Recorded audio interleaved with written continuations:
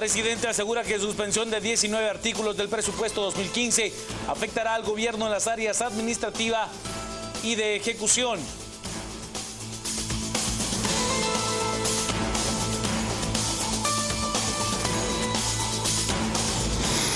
Abastecedores de carne de res confirman que el próximo lunes no repartirán el producto en las carnicerías, aduciendo que el gobierno no para el contrabando de ganado.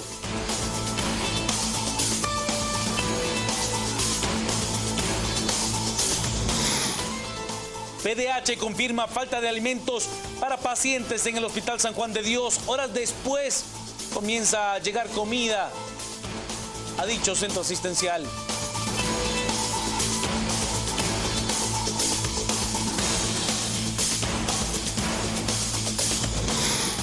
Francia vuelve a vivir una jornada trágica. 7 civiles y 3 terroristas mueren en 2 operaciones de seguridad.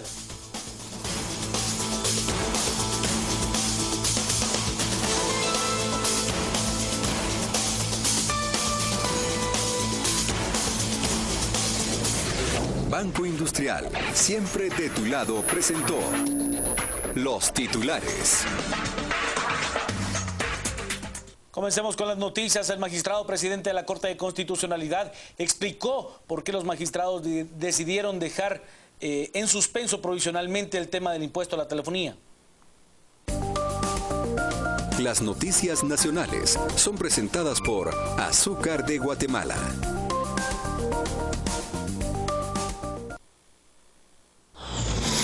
El presidente de la Corte de Constitucionalidad, Roberto Molina Barreto, reveló que la razón para suspender provisionalmente el impuesto a la telefonía no es porque exista alguna inconstitucionalidad, sino porque este impuesto afectaría a unos 8 millones de usuarios. No se suspendió la norma pensando en una inconstitucionalidad, que es cuando choca contra una norma constituyente, sino que se otorga el amparo para suspender un acto, que era el de entrar en vigencia, para evitar ese grave daño a criterio de los magistrados que así lo dispusimos.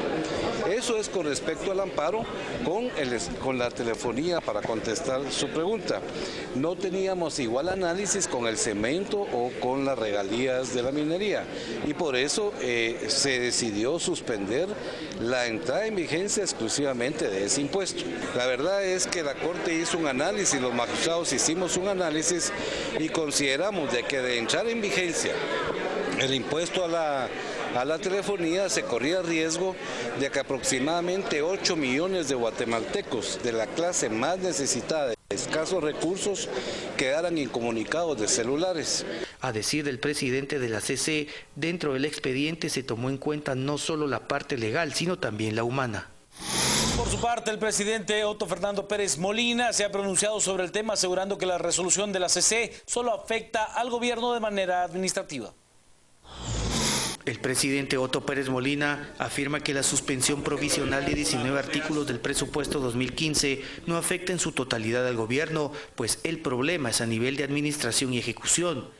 Pérez Molina recuerda que el Ejecutivo no promocionó que las ONGs realizaran obra gris, sino fue el Congreso. No nos afecta. Los artículos afectan la parte administrativa y la parte de ejecución, pero no afecta ninguno de los artículos de los primeros artículos, porque los otros artículos del 68 al 75 sí es la parte de las telefónicas. Eso ya lo sabíamos, la decisión que había tomado la Corte de Constitucionalidad. Los otros artículos que se dieron a conocer no nos afectan en el tema de recaudación, nos afectan únicamente en la parte administrativa y la parte de la ejecución, pero en recaudación o en recursos que tenían que llegar o financiamiento del presupuesto, ahí no afecta en nada. Lo de las ONGs ya sabemos, nosotros en el primer año de gobierno, con toda la crítica que había habido, las medidas, los señalamientos de corrupción que se habían dado a las ONGs, nosotros la quitamos, que las ONGs pudieran entrar a hacer obra pública en todos lados. Ahora el Congreso lo restituyó Le vuelvo a insistir, eso no fue una propuesta nuestra, eso fue una discusión que se hizo en el Congreso y ellos lo incorporaron. Me imagino que fueron, como le digo, los diputados distritales, porque lo pusieron directamente para los consejos de desarrollo. Pero nosotros tenemos 3 años que hemos venido avanzando así, aunque ha sido más lento, hay que reconocerlo. Sin embargo, el mandatario cree que el problema más grande se darán en los certificados de disposición financiera. El que puede afectarnos más de esto es el tema de la certificación de disponibilidad financiera. Porque esto, aunque nosotros también lo implementamos desde el primer año de gobierno, nos hemos venido dando cuenta que retrasa, porque el Ministerio de Finanzas no le puede poner todo el dinero a todos los ministerios desde enero, no, que se los va poniendo por cuotas cada mes, y al ponérselos con cuotas no le permite entonces a los ministerios tener el dinero para empezar todos los procesos de licitación que tiene que hacer. Eso sí, hay un retraso en la ejecución que nosotros consideramos, ojalá la Corte de Constitucionalidad pueda profundizarlo, pueda escuchar ahora en esta etapa que entra, antes de dejarlo ya en definitiva, porque ahorita la suspensión es provisional. En medio de señalamientos y fuertes críticas, se comenzaron a llenar por fin las estanterías de alimentos del Hospital San Juan de Dios.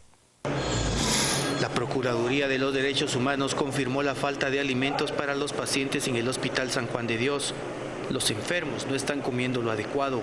El día de ayer únicamente se sirvió de almuerzo a los pacientes del Hospital General San Juan de Dios arroz y dulce de piña. Esto realmente es lamentable, ya que existen pacientes que tienen una dieta prescrita por su médico y no se ha cumplido. No pueden seguir consumiendo únicamente arroz, no pueden seguir únicamente verduras. Ustedes pueden ver acá que las cocineras el día de hoy para el almuerzo únicamente están preparando verduras al vapor y en alguna sopa, y realmente esto es preocupante. Los pacientes tienen semanas de que no se les sirve alguna carne, y pueden también ustedes ver que la panadería está totalmente detenida, es decir, los usuarios no están recibiendo ni pan ni tortillas en sus tiempos de alimentación. La mayoría de personas que utilizan el sistema de salud son personas que viven en pobreza y pobreza extrema, y en las entrevistas que hemos determinado, muchos le tienen que pedir favor a su familia de que les traiga alimento de su casa. Esto realmente es lamentable, porque no solo perjudicamos el presupuesto familiar, sino que tenemos que exigir a las autoridades que cumplan. Una de las cocineras del San Juan de Dios nunca había visto una situación así. Nunca se había visto todo esto, lo que está pasando ahorita, pero siempre hay calamidades, pero no como ahora. Ahora ya tenemos 3 meses de que no hay carne. La verdad que no hay carne. Lo que está viendo ahorita son donaciones. Todas estas verduras son donaciones. Horas más tarde comenzaron a llegar los alimentos a las bodegas. La pregunta es, ¿en cuánto tiempo se regresará al desabastecimiento? ¿Y sabe usted, la carne no solo faltará en el Hospital San Juan de Dios, prácticamente faltará en todo el país, porque los expendedores se irán a paro? La gremial de carniceros indicó que a partir del lunes, los abastecedores anunciaron un paro general debido al contrabando de ganado. Los carniceros indicaron que ellos no apoyan esta medida. Sin embargo, fueron claros al indicar que los precios de la carne de res estarán variando. Tenemos una nueva sorpresa de parte de los intermediarios, ¿verdad?, que son los abastecedores. Ellos están anunciando un paro para el día lunes. Lo único y lamentablemente que les puedo decir de estas personas es de que ellos no tienen un presidente, un vicepresidente o un respaldo que los pueda apoyar. Pues ellos tendrían que negociar con nosotros también, ¿verdad?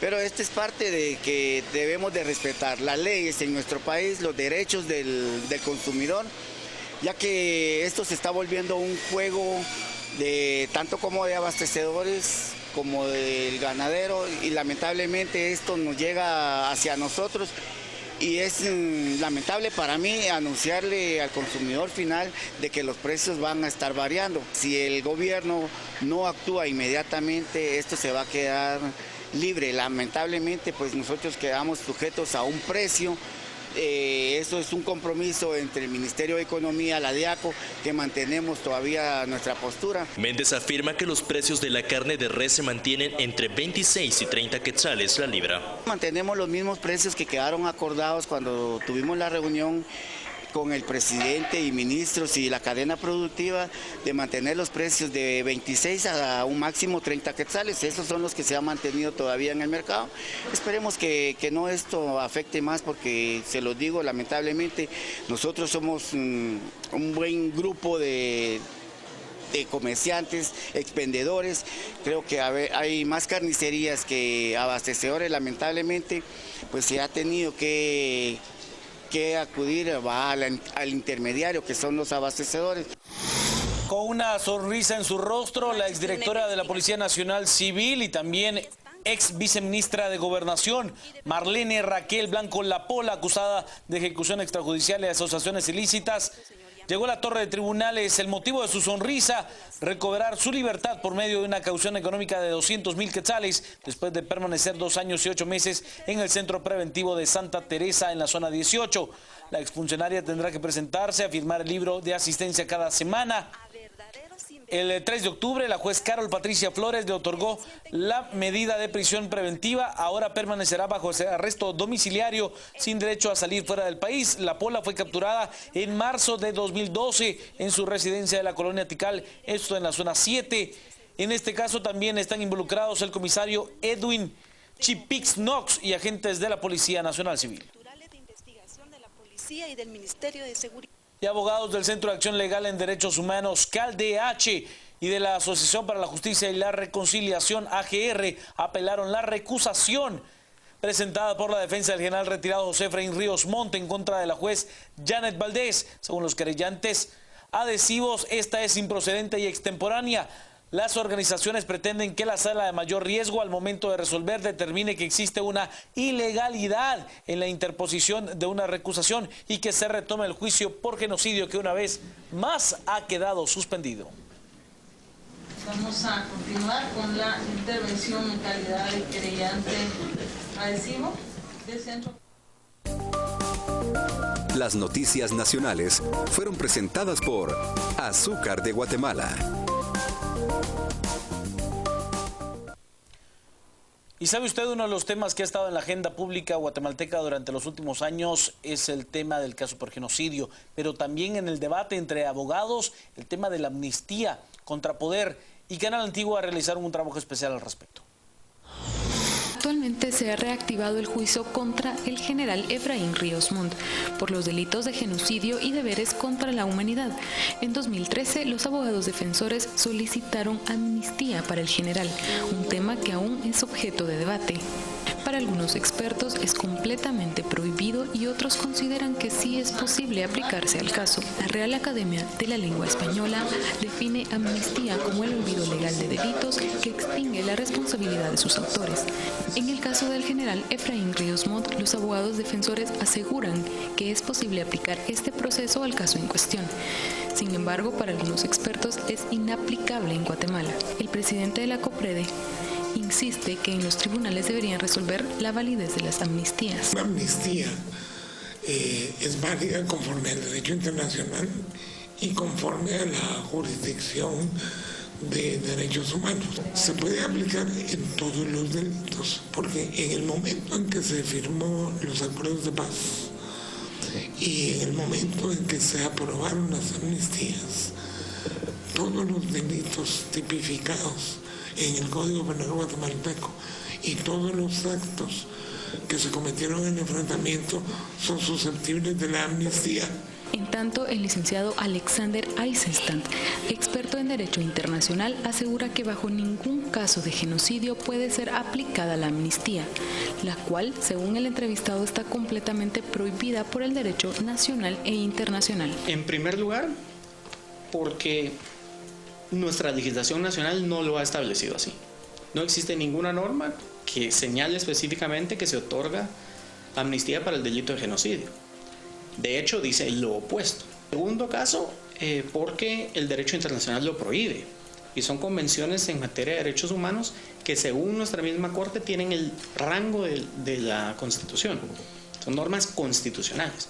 Entonces, aunque la ley lo dijera, que no lo dice, esto estaría prohibido por una norma de jerarquía superior, que serían los tratados internacionales. Y finalmente, aunque el derecho internacional no lo prohibiera, la misma Constitución únicamente establece que el Congreso tiene facultades para otorgar amnistías para delitos políticos. El entrevistado asegura que es un recurso que tiene ciertos límites que no permiten ser aplicada para el caso de delitos de lesa humanidad, crímenes de guerra y genocidio. Sin embargo, la parte defensora de Efraín Ríos Montt asegura que es posible solicitar y aplicar la amnistía en el caso del general, basándose en el artículo 46 de la Constitución de la República. El artículo 46 es el fundamento legal de la Constitución Política de la República de Guatemala, en donde nos dice que efectivamente solamente aquellos tratados y convenciones ratificados por Guatemala van a poder ser aplicados en Guatemala.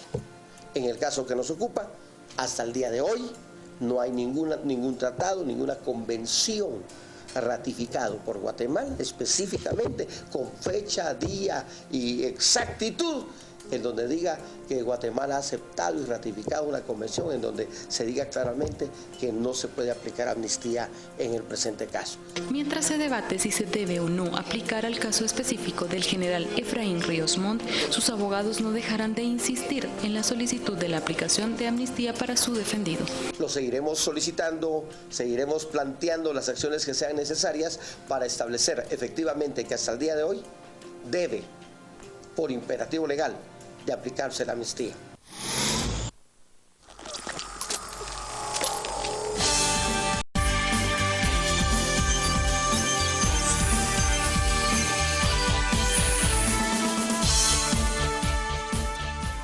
Buenas noches y bienvenidos a las 8:45. Hoy es el día viernes 9 de enero. Es, en términos reales, el primer viernes hábil de este año, aunque ustedes me dirán que el viernes 2 también lo fue. Pero yo creo que Pedro todavía vestía calzoneta el día viernes 2. Y de Philip entiendo que tampoco estaba así como entacuchado el viernes 2. Bueno, gracias por haberme puesto la calzoneta el viernes 2. A Paolo Hurtado no le vamos a preguntar dónde se encontraba el viernes 2, pero... No, por favor, no me pregunten. ¿Dónde se encontraba o cómo se encontraba? ¿Cómo no quiero estaba mentir. ataviada ese día? Pero el asunto es que este ya es un viernes con todas las de la ley en el año 2015 y tenemos mucho que discutir, muchos hechos relevantes que presentarle. Vamos a darle la bienvenida a Philip Chicola, que hoy está con nosotros en sustitución de Claudia Méndez Arriaza, quien se incorpora ya muy pronto de vuelta a las 8:45. Está Paolo Hurtado también y don Pedro Trujillo. ¿Quién quiere arrancar? Pues buenas noches. Pues, bueno, arranquemos con lo de la semana, ¿no? ¿Les parece? Pues. Como todos los viernes, la entrevista tuya y de Juan Luis sería la del lunes. La del lunes pasado. Dale tú. Bueno, el día lunes iniciamos pues el año efectivo con una noticia que genera mucha polarización, mucho debate, que es el reinicio del juicio contra Efraín Ríos Montt y contra José Rodríguez Sánchez por el delito de genocidio y delitos contra los deberes de la humanidad.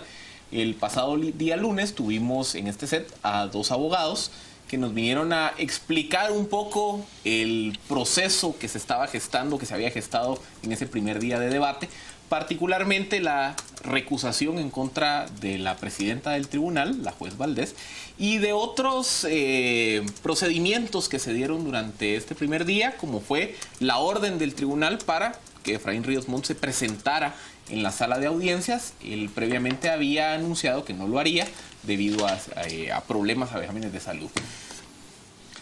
¿La vemos? ¿Vemos la entrevista? Démosle pues. Resulta evidente que la estrategia procesal de la defensa es recurrir a temas de forma para retardar el reinicio del proceso. ¿Cómo evalúa usted esa estrategia? ¿Es válida jurídicamente? ¿Es legítima? ¿Cuál es la importancia que tiene o cuál es el efecto que tiene en un juicio de esta trascendencia?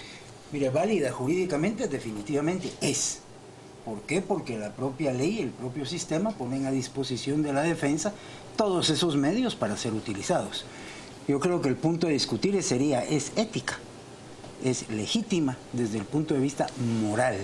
Desde el punto de vista valores. Ahora, desde el punto de vista jurídico, pues yo no tengo duda de que, como lo dice nuestra propia Constitución, todo el mundo tiene derecho a la mejor defensa posible. Y en la manera de entender la defensa de parte de los defensores del general Ríos, esa es la mejor manera, retardar, ¿verdad? Por las circunstancias que todos conocemos. ¿Y a quién le corresponde, en caso de que no sea ética o que no sea legítima la forma en que se está llevando adelante la defensa en un proceso, a quién le corresponde defender el sistema de justicia? Mira, ¿Al propio sistema le corresponde defenderse? Al propio sistema. En una ocasión, cuando se dio la elección de magistrados para la Corte de Apelaciones, me preguntaba una colega suya acá en Canal Antigua que qué hacíamos con todos esos magistrados. Yo le dije, mire, lo único que podemos hacer es pedirle a Dios que les toque la conciencia y que actúen como las personas para las que los elegimos, ¿verdad? Tan indefensos estamos los ciudadanos. Que respeten la ley, sí. Sí, ¿sabe por qué? Estamos indefensos porque el sistema permite el uso de todos esos recursos que hablábamos con Filipe. Ese no es ese diría yo que no es el mejor momento de ese entrevistador nuestro, que es Oscar Comparini. En un momento casi me manda a callar a mí cuando yo le pregunto si estas son tácticas dilatorias o estas medidas dilatorias de la defensa. Y me dice, dejemos de llamarlas ya medidas dilatorias, Juan Luis. Esas son medidas que son legales y ellos tienen derecho de tomarlas. Muy bien. Yo pienso que sí buscan retrasar el proceso y que por lo tanto terminan siendo dilatorias. Pero por supuesto, en opiniones aquí podemos desarrollar un debate. Es que lo dilatorio no lo hace ilegal. No, todas las tácticas se mueven en un marco legal que tienen las posibilidades de los abogados para retrasar un proceso, pero cuando se cuestiona es cuando se abusa de la táctica para impedir en este caso que comience un juicio. Yo creo que es sano que traigamos a esta mesa hasta que termine ese juicio, personas con diferentes puntos de vista, gente que está determinada a favor o en contra de que se reinicie el juicio, de que se procese de nuevo a Efraín Ríos Montt, de que se le condene o que se le absuelva, porque esa riqueza, esa discusión, aunque sea segunda vez que se haga, es lo que al final se busca con este juicio, que la gente hable, que se escuche y que se aplique justicia. Mira, en el sistema napoleónico la justicia va amarrada a la legalidad. Quizá en el sistema anglosajón los jueces pueden hasta generar una serie de jurisprudencia mayor. Entonces, lo que es legal está dentro del marco de la justicia, en el sistema napoleónico. Entonces, si es legal poner infinitos amparos, pues es legal. Bueno, pero es que eso dilata. Bueno, eso dilata tanto como constriñe lo contrario, en la versión contraria, que diga, bueno, pues Pondo, ¿qué han hecho muchos sistemas? Trasladar a la legalidad lo que se ha considerado que sobrepasa esta línea de ética y decir, por ejemplo, pues un amparo puede ponerse 3 veces, en 3 instancias, en 3 momentos. Digo 3, como digo 5, como digo 10, como pongo un límite. Establecerle un límite. Correcto, de la manera que sea numérico o de otro tipo. Ahora, yo estoy de acuerdo cuando Comparín te dice, mire, deje de hablar de dilación, porque la defensa, defender a alguien es generar la mejor estrategia posible, esa es la defensa, nos guste o no, ¿verdad? La mejor estrategia posible para que mi cliente salga absuelto. Y los abogados saben de eso mucho. Entonces, el sistema lo que tiene es que ver qué limitantes pone para que el abogado no engañe, por ejemplo, no presente pruebas falsas, por eso están los peritajes. O no retrase el procedimiento por mucho tiempo. Entonces, la discusión no es el juicio Ríos-Montt. El juicio Ríos-Montt lo que pone en evidencia, como otros muchos juicios, es si el sistema legal que tenemos, permitido por el Colegio de Abogados, y ahí hay que meter el dedo hasta la médula, porque es el propio Colegio de Abogados el que debería de generar esta dinámica de mejora procesal. Pero el Colegio de Abogados posiblemente empiece a ser un problema en este país, no la solución de los grandes problemas. Yo creo que eso es lo que evidencia. ¿Por qué no discutimos las reformas necesarias para que esto no ocurra? Es que yo creo que el juicio contra Ríos Montt, por la trascendencia y lo mediático que es, permite visualizar en la noticia del día a día muchas de las dinámicas, de las falencias del sistema que pasan desapercibido para todos aquellos actores que no necesariamente están adentro del sistema. Pero, por ejemplo, que una defensa presente infinidad de recursos en cualquier proceso penal, eso es común en absolutamente todos los casos. El debate aquí debería ser un tema de flexibilizar el sistema. O sea, ¿cómo hacer que las instancias resuelvan de forma más expedita? ¿Cómo hacer que los plazos no sean tan absolutos? ¿Cómo hacer que un recurso no retarde un proceso 3, 6 meses? Sino que la justicia sea siempre guardando los derechos del acusado, que sea ágil, cumplida, eficiente, efectiva, y que no por tener un sistema sumamente inflexible estemos condenando a que muchos procesos queden en los anaqueles del olvido debido a que el sistema no permite encontrar un balance entre la necesidad de llevar a cabo el juicio y respetar todas esas formas procesales. De eso fue la entrevista del martes. Cuando se habla con Suri Ríos, el lunes se había hecho con dos abogados, y Suri expone prácticamente la tesis de Philip. Vamos a ir parte de esta entrevista. Aún así oímos los argumentos sin ningún fundamento jurídico de un ministerio público. Vimos las acciones tomando en consideración el estado de salud del general Ríos Montt, que no es un estado de salud inventado, porque el general Ríos Montt voluntariamente se presentó a los tribunales. Cuando él pudo haber seguido siendo diputado, por ejemplo, y seguir en el Congreso, aunque fuera por una cifra minoría repartidora como está un diputado actualmente, pero no lo hizo. Él dio la cara, con responsabilidad se presentó, estuvo en todo el primer proceso, que estaba lleno de vicios desde el principio, con un tribunal totalmente que se conducía por medidas ideológicas del color de lo que pensaba partidariamente. Y aún así estuvo en todo el proceso hasta el final de ese proceso. Ahora se quiere empezar nuevamente, otra vez, con una magistrada presidente de tribunal que no respeta. Entonces, ¿qué pasa? La justicia, por eso es que vemos su imagen con los ojos vendados. No ve color de piel, no ve posición económica, no ve posición social, no ve posición política, no ve preferencia sexual. La justicia es una y va de acuerdo a la ley y al debido proceso. Entonces no me preocupa solamente por el tema de general Ríos Montt. Me preocupa de que hoy es Ríos Montt y mañana eres tú o soy yo. ¿Dónde están los principios constitucionales? Se podía haber hecho lo que se hizo sin necesidad del traslado, en este caso del general. Y los médicos del INACIP pudiesen haber llegado antes y haber hecho todos los exámenes y ver que nosotros no tenemos ninguna necesidad de mentir. El general Ríos Montt siempre ha dado la cara con responsabilidad. A él nadie lo fue a detener. Él se presentó en los tribunales. Ya en una ocasión la Corte de Constitucionalidad había dictaminado que en Guatemala no hubo genocidio. En este caso, Suri, ¿quiénes son los interesados en seguir echándole más leña al fuego y encendiendo este fogarón con el tema de genocidio? Los que viven del conflicto internacional. Si para ellos todos son las finanzas, los medios económicos, vea que reciben hasta dinero por poner un mensajito en el teléfono mío de si hubo genocidio. Hasta para eso les pagan. ¿Qué decir de, por ejemplo, algunas organizaciones no gubernamentales? Aquí tengo el nombre de una, NORAP. Es una agencia de cooperación internacional que en los últimos 3 años le ha dado 120 millones de quetzales al CUC. Daniel Pascual. Daniel Pascual pidiéndole 125 quetzales mensuales a cada familia para decirles que le va a legalizar la tierra en 5 años. Lo mantiene la extorsión, los mantiene la división, los mantiene la intriga. Por eso es que yo les pido a los guatemaltecos que veamos la crisis del sistema de justicia, que no es nada más que un complemento de la crisis que tenemos en el organismo legislativo, con esos diputados levantaderos que no debaten públicamente los temas de interés del Estado, o la falta de transparencia y de rendimiento de cuentas del otro organismo del Estado. Bueno, la crisis del sistema de justicia, que era el punto de Philip. Sí. Al final, independientemente de los detalles, lo que Suri decía, esto lo que evidencia es una crisis del sistema de justicia. Sí, pero a tu entrevista hay que ponerla en un contexto más amplio de la hija del general que va a ser juzgado. ¿Sí? Ella es una persona que ha estado muy cercana a él y siempre ha asumido ese rol de defensora de su y lo padre. Dice también. Y es válido, completamente, y yo respeto su postura como hija. Pero el contexto de ella es más amplio porque la señora Suri Ríos está optando a una precandidatura a la presidencia y en esa conferencia de prensa a mí me parece muy extraño que ella hable de la crisis del sector justicia y la crisis del sistema político e invite a la ciudadanía a no reelegir a los diputados. Yo creo que ella está mezclando agua con aceite.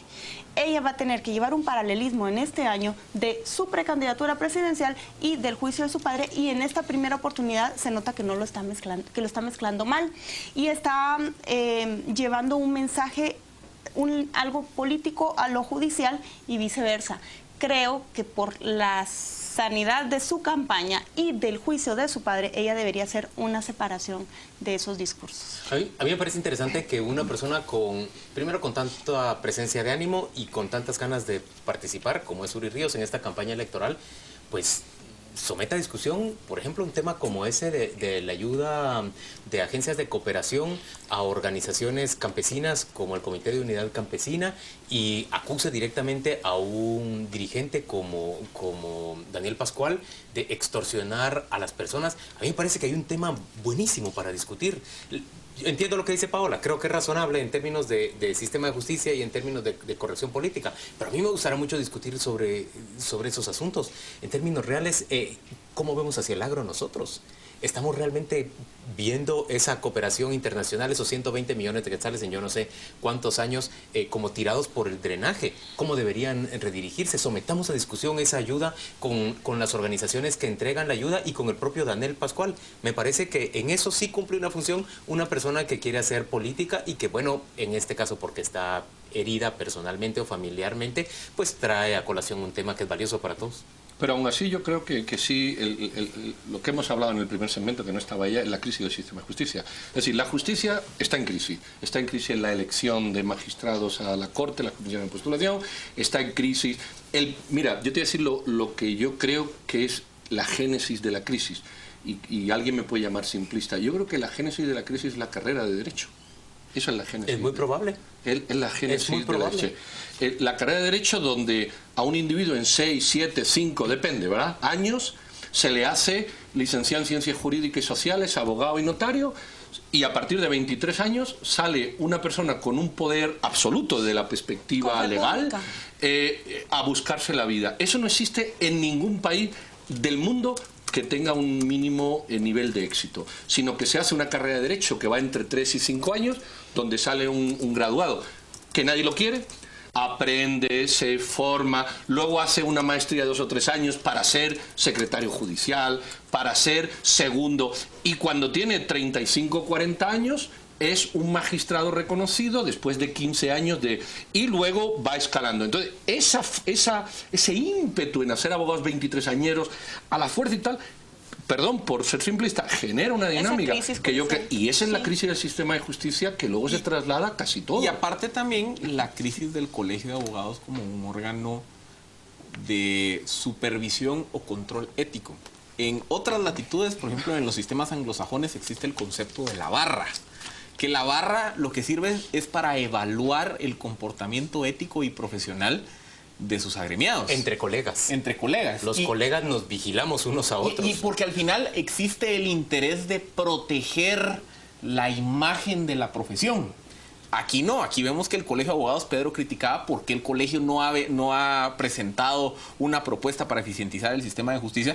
Pues aquí vemos que también el colegio no cumple siquiera esa función de salvaguarda ética. Entonces, en otras latitudes, un colegio de abogados, una barra, sanciona a aquellos profesionales que incurren en prácticas poco éticas, en prácticas que rozan lo ilegítimo o lo ilegal para dilatar procesos. O sea, aquí el debate de si es válido o no presentar 100 amparos, 1000 amparos para retardar un proceso, se tiene que dar a nivel del gremio profesional. Claro. Y ellos son los que deben de decir, mire, usted ya está abusando de una figura que está diseñada para proteger un derecho y usted lo está haciendo con un motivo poco ético, entonces lo voy a sancionar, le voy a suspender su licencia 1 mes. Y yo sé que les va a parecer, digamos, irnos demasiado hacia los cerros de Úbeda, pero es que también hay un problema grave en las facultades y en las universidades que tiene que ver con la falta de apego o de convicciones a los principios verdaderamente democráticos. Señores, no puede ser que decanos que simple y sencillamente porque se identifican con una posición en el bando de la guerra, fueron a la comisión de nominar candidatos a fiscal, eliminaron a una persona porque la consideraban opuesta a sus intereses es que eso no puede darse. Tenemos que tener mayor convicción democrática en este país. No puede ser que tengamos solo jueces de derecha, que rumbo a eso vamos, que ya son realmente el 95% son jueces de derecha, pero no puede ser son jueces de derecha procedentes de la San Carlos. Pues sí, esa es la verdad, así es, el 95%.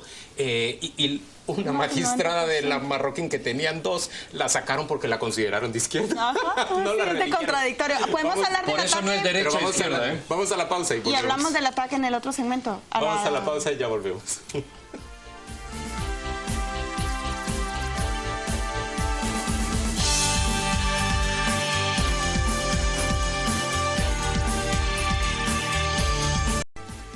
El jueves en la entrevista de a las 8:45 hablamos con Juan Luis, con 2 personas que nos acompañaron a discutir sobre el ataque a la redacción del semanario francés Charlie.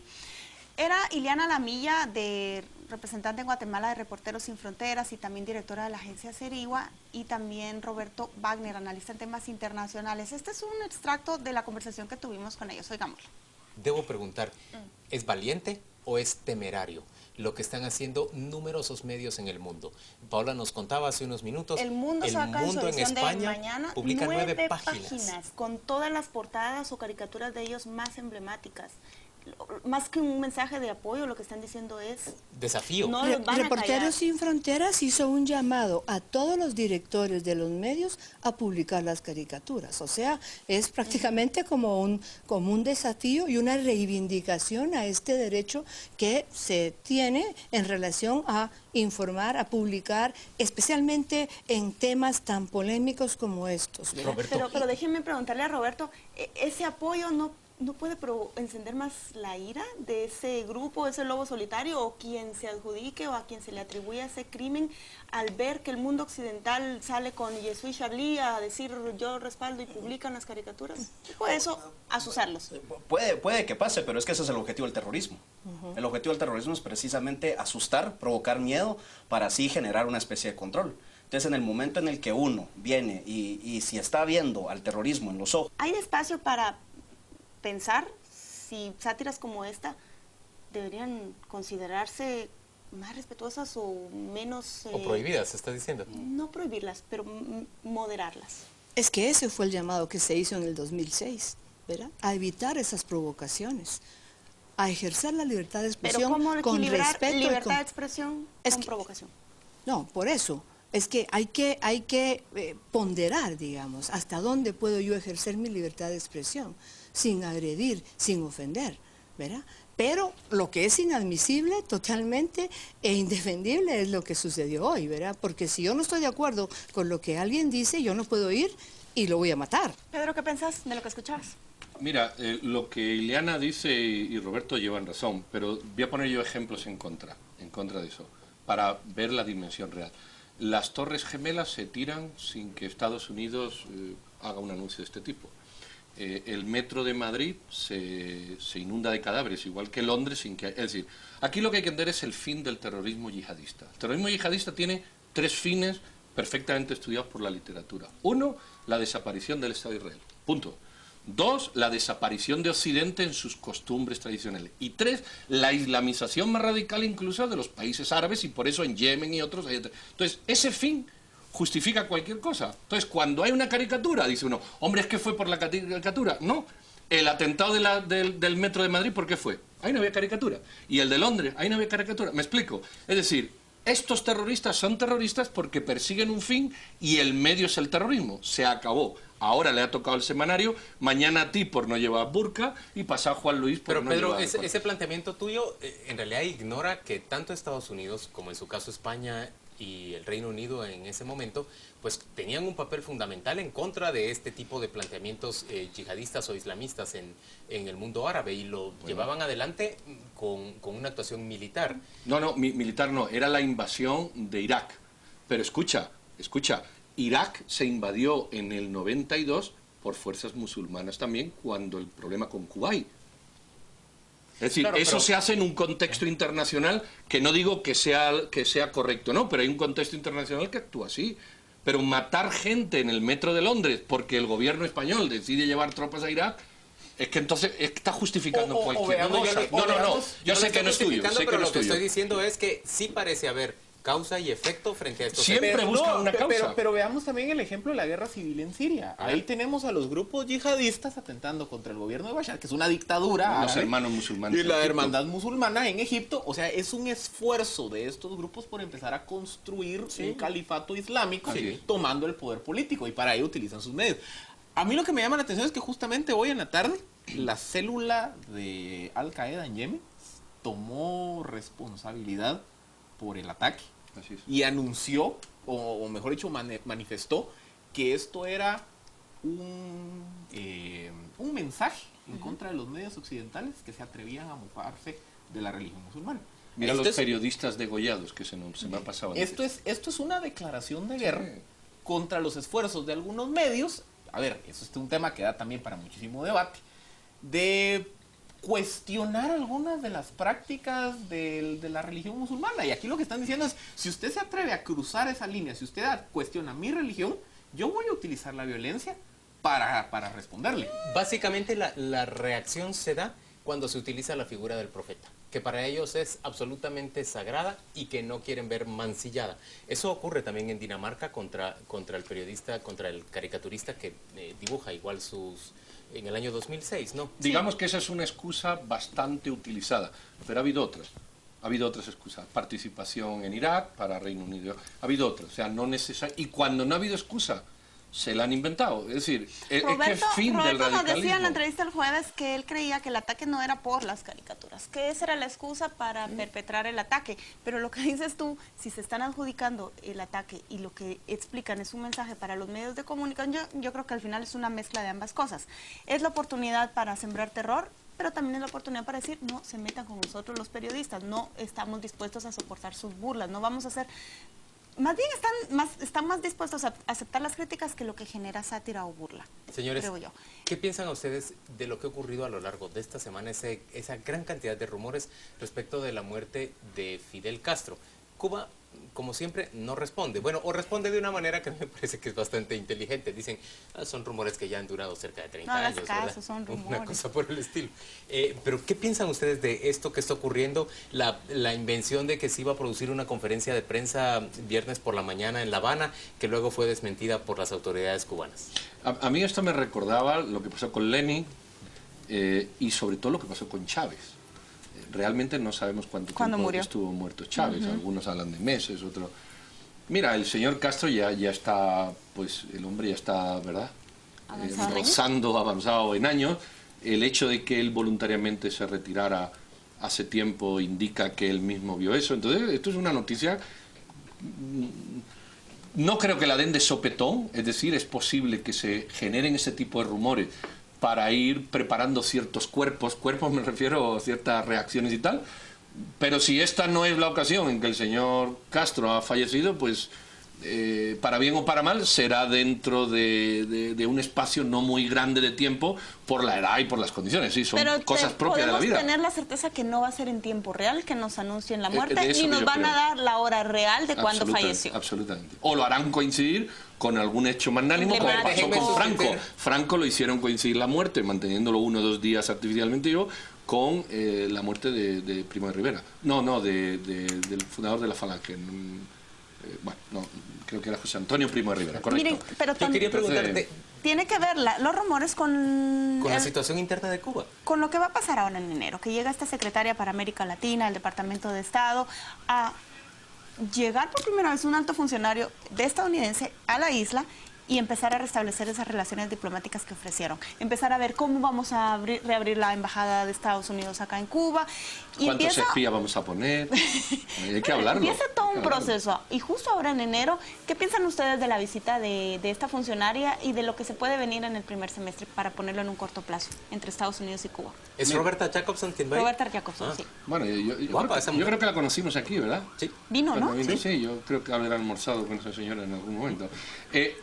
Mira, esto va a ir lento y mientras la línea dura cubana siga en el poder, los Castro y algunos más, esto va a ir lento. Pero ya había una oficina comercial, ¿no? Sí. Entonces, ¿qué va a ocurrir eso? Que eso se va a ampliar a consulados y 2 observadores y va a haber una línea de tiempo que en un año, no creo yo que esto se haga, o en un plazo de tiempo de un embarazo, pues finalmente haya embajador. Y es muy posible que esperen a que se muera el señor Castro, a que el embajador tome posesión por esa promesa que una vez me contó un exiliado cubano que tiene con algunos. Yo me voy a tomar una Heineken en La Habana. Y creo que van a esperar a que Castro no esté para que la Heineken haga efecto. No, y también, a ver, cuando se anuncia el restablecimiento de relaciones diplomáticas, se pensaba que esto era un primer paso para levantar el bloqueo, para restituir relaciones comerciales, para una relación más profunda entre Estados Unidos y Cuba. Ojo, esa no es una decisión unilateral del presidente Obama. Existe una ley en Estados Unidos ratificada por el Senado, o aprobada por el Senado, mejor dicho, en donde dice que se tienen que cumplir una serie de requisitos en temas de protección a derechos humanos, libertad de emisión de pensamiento, libertad de prensa en Cuba, para que Estados Unidos pueda iniciar un proceso de restablecer relaciones comerciales. hasta que eso no se cumple y hasta que el Congreso norteamericano lo haga, y que por cierto, ahorita está bajo control de los republicanos, el tema del restablecimiento de las relaciones diplomáticas termina siendo, a ver, muy simbólico. No hay... Yo no veo un efecto real en materia de las relaciones económicas entre uno y otro. De que derive en inversiones en tecnología y telecomunicaciones en el corto plazo para la isla, por ejemplo. Que empiecen a entrar, o sea, que permitan la apertura es que tienen hacia el que quitar mundo. la ley. Yo creo que aquí hay una cosa que ya la dijimos. Aquí Obama ha sido muy astuto de su visión demócrata y le ha tirado el pedrusco a los republicanos de este y de otros temas. Como por ejemplo, todo el reconocimiento que hace Obama de la mala actuación de la CIA en la guerra de Irak, o en la última intervención de Irak, que reconoce, es una pedrada al republicanismo de Bush. Y esto es una pedrada para que ahora ver el Senado, que está en manos republicanas, como obra. Es decir, yo creo que aquí hay un fondo de política que no siempre está reflejado en una bondad natural de acercar las relaciones. Es decir, yo acerco las relaciones porque estoy sacando un rédito político. Y entonces los republicanos ahora están en el ojo del huracán. A, ¿qué pasa con la guerra de Irak? Todos callados, porque fue en la época republicana. B, ¿qué decisión van a tomar en el Senado si no quitan la ley? Porque yo ya hice lo mío. Y con eso he apachado la tecla de la migración y del CAIR, que han sido cosas poco exitosas o fracasadas de la época, y su propia intervención con la cerrada de Guantánamo y la evacuación de Afganistán. A mí me parece que a pesar de lo vociferante que tiende a ser los republicanos, que tienden a ser los republicanos en Estados Unidos en contra de la apertura con Cuba, hay un interés real, económico, en que se acelere la normalización de las relaciones entre Washington y La Habana. Porque en general es un mercado apetecible, más que un mercado, porque es un mercado muy pequeño y con poco poder de compra, es un destino apetecible, no solo en términos turísticos, sino también es un destino apetecible para inversiones, porque Cuba sí va a poder ser una plataforma de lanzamiento de muchas cosas valiosas. ¿Cuántos barcos salen de Fort Lauderdale y de Miami para el Caribe que no pisan Cuba? Así es. Imagínate un destino de Cuba, y Cuba es un destino ahora de mucha inversión española. Todos vamos a querer hacer ese crucero saliendo de Fort Lauderdale o saliendo de Miami. Y llegando. Y que pase por 4 o 5 Solo yo debo puertos. decir algo, que Cuba es un destino sumamente caro. Sí. Sí, no pareciera, pero sí. Bueno, caro para los turistas, porque los de allí... Para los turistas latinoamericanos está tienen otro salario mínimo caro. distinto. Sí. Pero habría que preguntarse qué destino barato queda. Vamos a ir a la pausa comercial, volvemos dentro de muy poco para plantearle ya quiénes son los nominados a ganador y perdedor de la semana.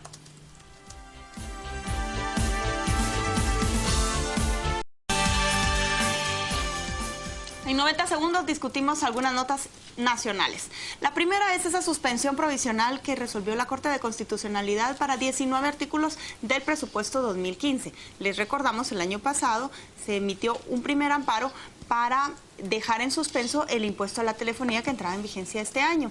Y ahora la Corte decide que no se puede adjudicar por el momento obra pública a ONGs, y tampoco pueden las unidades ejecutoras del Estado adjudicar si no hay una disponibilidad financiera asegurada.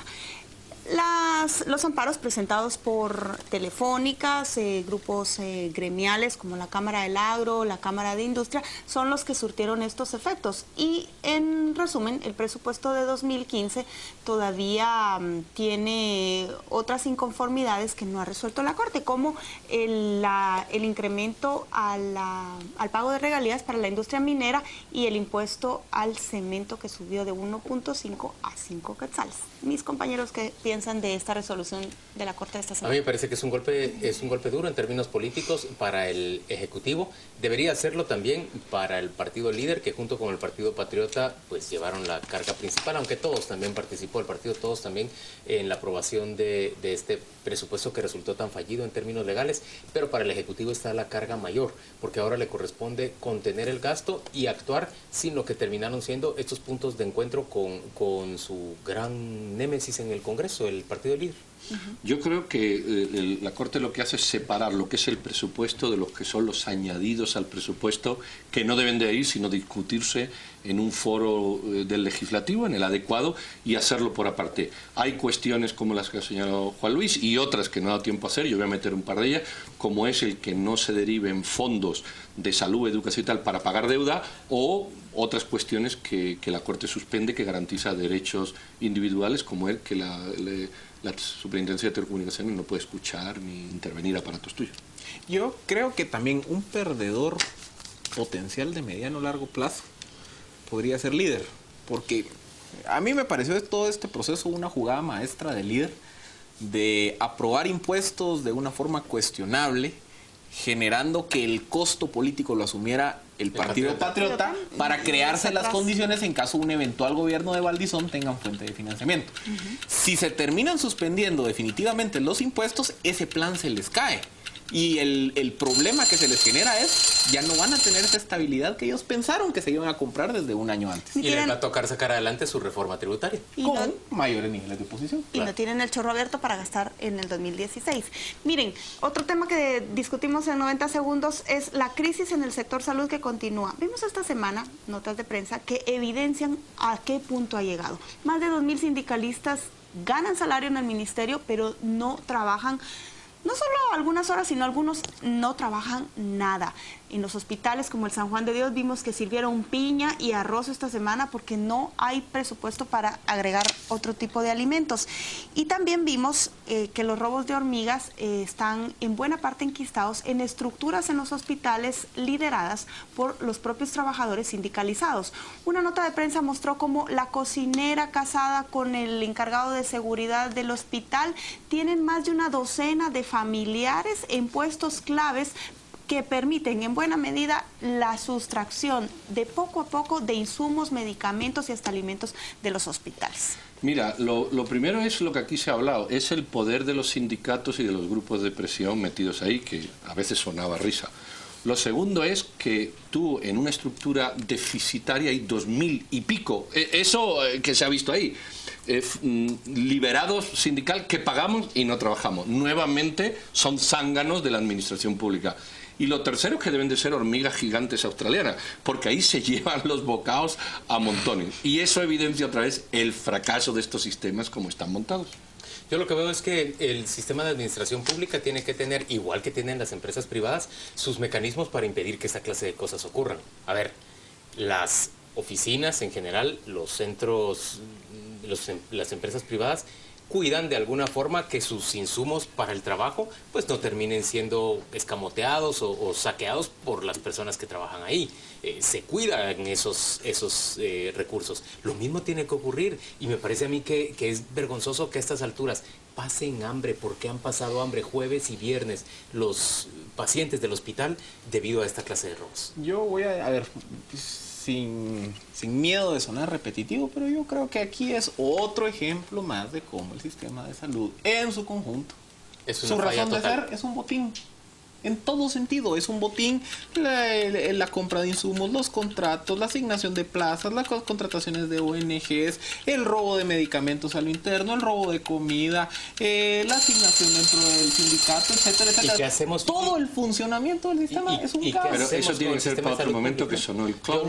A ver, ¿qué piensa Filip de esto? Porque en el Ix vimos dos noticias esta semana. Una, que el expresidente Luis Reyes Mayén se entregó a la justicia, él tenía orden de captura por haberse alargado en su periodo en la presidencia del Ix, y también vimos que hubo 3 mujeres capturadas por supuestamente vender plazas dentro de la institución, eran psicólogas encargadas del área de recursos humanos. Reyes Mayén quedó ligado a proceso, pero le agregaron un delito por ese video famoso que seguro ustedes en casa recuerdan, donde él recibió favores sexuales de una mujer que buscaba una plaza dentro de la institución. Felipe, ¿eso es parte del mismo botín o no?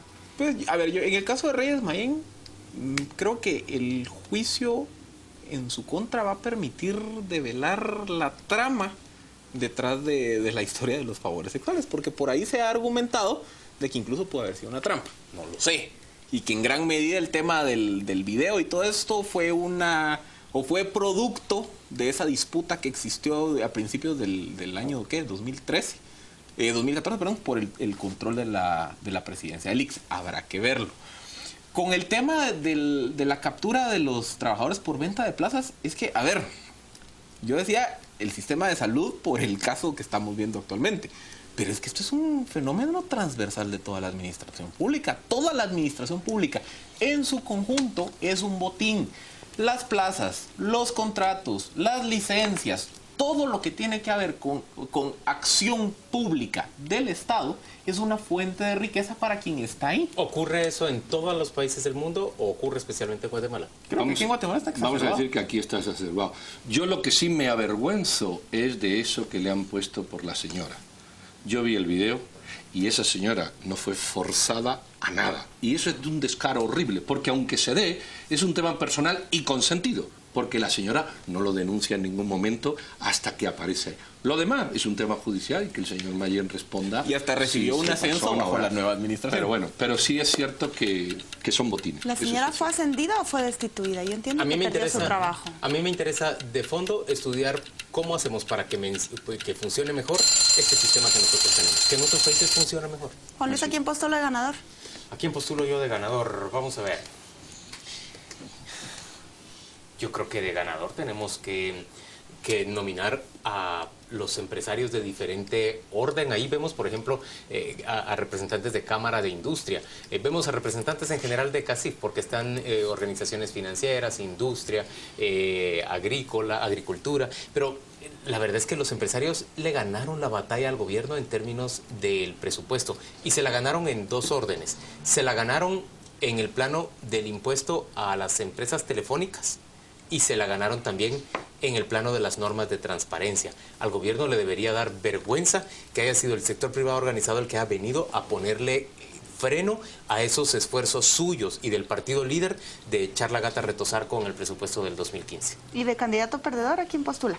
Yo postulo a Carlos Muñoz, el ex titular de la Superintendencia de Administración Tributaria, quien se va con más pena que gloria, porque en términos generales no logra alcanzar los objetivos que perseguía y termina saliendo de una manera que yo no voy a decir que sea poco honrosa, pero no tiene ningún reconocimiento. ¿Y don Chicola? Bueno, a ver, voy a sonar un poco optimista, pero yo creo que yo postulo como ganador a la transparencia como concepto, porque creo que lo más burdo del presupuesto 2015 es que se eliminan dos controles que tomaron años implementarse y ser aprobados en el país, que era la prohibición de contratar ONGs para la contratación de obra gris, valga la redundancia, vía los consejos de desarrollo, y la eliminación de los certificados de disponibilidad presupuestaria, que fue una medida utilizada para evitar el fenómeno de la deuda flotante o el problema de la deuda flotante. Creo que todavía hay un par de batallas pendientes de pelear, temas como por ejemplo la discrecionalidad que todavía se mantiene en el subsidio al transporte en el presupuesto, o esa asignación oscura de casi 2.000 millones de quetzales al Ministerio de Comunicaciones dentro del rubro de obligaciones del Tesoro. Pero yo creo que el hecho de que la Corte haya suspendido el tema de las ONGs y el tema de los certificados de disponibilidad financiera, restituyéndolos como herramientas de transparencia, es una victoria de transparencia. ¿Perdedor? Para mí el perdedor es Otto Pérez Molín. La Universidad Rafael Landívar, a través de su programa de opinión pública, llevó a cabo un estudio en el que consultaron a un grupo de expertos de opinión, politólogos y otros personajes que participan del debate nacional, para evaluar su gestión al finalizar su tercer año de gobierno, y le dan una calificación de 3.7 sobre 10 puntos. A mí me llamó la atención que él dijo que se daba un 5 a 6 cuando le entrevistaron cuando se da su gestión. Se dio el doble de lo que le dio la universidad. Los malos estudiantes, si tengo experiencia, siempre hacen lo mismo. Siempre revisión son pródigos con ellos. Y siempre piden el 60, porque con eso ganan. Claro, por un puntito. ¿Y Pedro?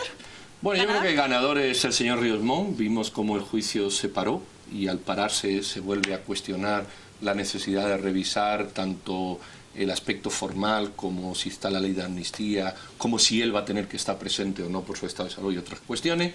Y de perdedor, yo creo que es el gobierno. Y es el gobierno por muchas razones. Yo había tomado, pero puedo tomar ahora cualquiera de las que ustedes han dicho, el tema de presupuesto. Es decir, el hecho de que un gobierno presente un presupuesto con una parte legal que incrementa la acción tributaria y otras cuestiones y se lo tiren, lo que denota es muy poco consenso, muy poco estudio jurídico, muy poco pacto, muy poco diálogo, y efectivamente así fue, una imposición del PP y del líder que, como Philip la ha analizado antes, pues yo no voy a entrar.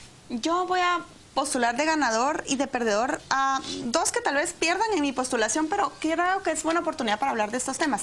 El primero es esta asociación que la vimos cobrar protagonismo esta semana y que se llama Asociación de Juristas por la Nación, JOURNAC.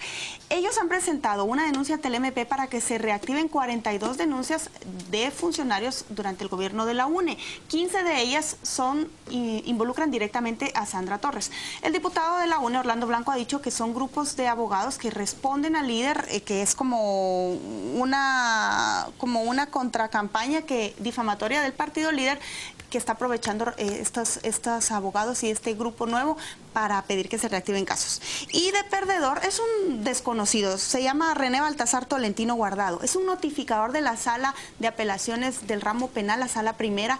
Se lo llevaron detenido porque, oigan ustedes, dice la investigación del MP que él manoseó el sistema informático para emitir una notificación falsa que derivó en la absolución de tres procesados por doble asesinato. Esta belleza de notificador alteró el sistema de la justicia, un documento falso para meter ahí una notificación que al final trajo abajo ese juicio, y el MP diligentemente en esta ocasión ha hecho una investigación para que lo procesen.